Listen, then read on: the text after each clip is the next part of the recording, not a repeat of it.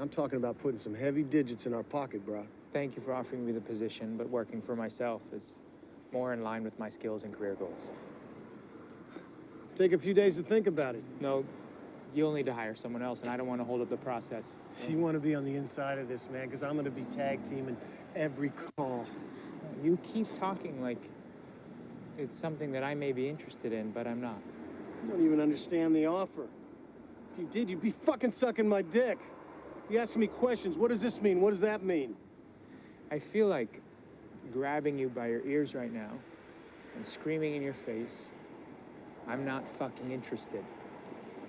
When you see the title Nightcrawler on a film, the first thing one may think of is a standalone film for the popular Marvel character. This film is miles away from that.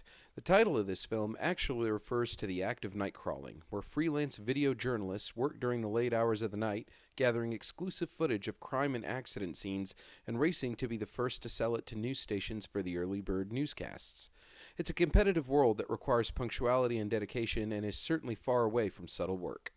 The film stars Jake Gyllenhaal as Lou Bloom, an unemployed, small-time thief who stumbles upon the act of nightcrawling and soon positions himself as one of the top guys in the game.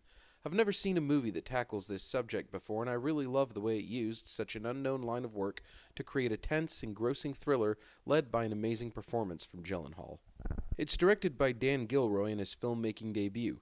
Prior to this, he worked predominantly as a screenwriter for films such as Two for the Money and The Bourne Legacy, the latter of which he co-wrote with his screenwriter brother Tony Gilroy, the head writer for the Jason Bourne series. In his directing debut, he has really made something worth watching here, and I certainly hope this opens the door for more directing gigs for this man. Almost the entire film is set at night, and I really love the way it captured the seedy side of LA within these hours. People often see the glitz and glamour of the city on screen, and this film reminds the viewer that the City of Angels also has its dark side. A world where crimes and accidents still occur, and at the core of it all lies this gritty setting that is excellently captured by the director's vision. Jake Gyllenhaal's transformation into the character of Lou Bloom is incredible. He lost 20 pounds for the role, almost making him look like a different actor. I really like seeing Gyllenhaal stick to these types of unique characters, much like he played in Donnie Darko. I'm glad he's made an effort to stay away from roles like The Day After Tomorrow and Brothers, which I feel undermine his true talent. Lou Bloom's character is a sociopath at heart.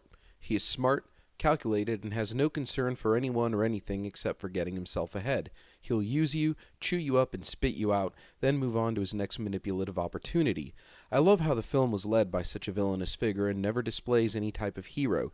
This is strictly a movie from the perspective of the bad guy. On the supporting cast end, we have some great nostalgic actors such as Rene Russo, who plays the Night Owl programming director of the news station that Bloom sells his footage to, and Bill Paxton, who plays Bloom's biggest competition in the field. I love seeing those two in the film. One, because they are great actors who I often liken to being in films I loved watching while I was growing up, and two, because their status within the nostalgia of movies is appropriate to the somewhat 80s tone I got from this film. This reminded me a lot of those gritty LA set thrillers that were around through the 80s and 90s. I find the LA setting to be so nostalgic because Los Angeles seems to be a filming location of the past.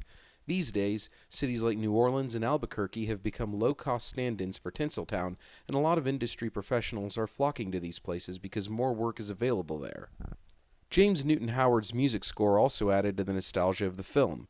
It features a very slick, guitar and percussion-based score that would have easily fit into some of the most notable action flicks of earlier decades, particularly those of Michael Mann, whose work is really echoed throughout this film. The plot flows nicely through the film's 2-hour runtime, and things are always kept interesting. You find yourself wanting to see where the events will lead, and never get the urge to look at your watch wondering how long is left in the experience. The subject of the film, that of cutthroat freelance video journalism, is something I've never seen done on film before, and adding to the mix this sociopath who will do anything to beat his competition, even if it means immoral behavior, really gives the film a darkly unique touch. I also loved how we get a glimpse into the way local news works, preferring mechanisms of fear and paranoia, and their willingness to take advantage of tragedy as a means to earn ratings. Jake Gyllenhaal's character is disturbing and unsettling. You're not supposed to like him, and you certainly won't, although at times you can't help but chuckle a little bit at some of his characteristics. He tends to remind you of those crazy asshole managers at corporate-owned retail establishments who take their job too seriously and get off on belittling employees. His relationships with the people around him clearly showcase his dislike for society.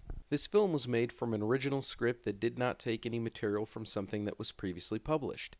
Its story and ideas are all one of a kind, and that really adds to the success it boasts as a piece of contemporary cinema.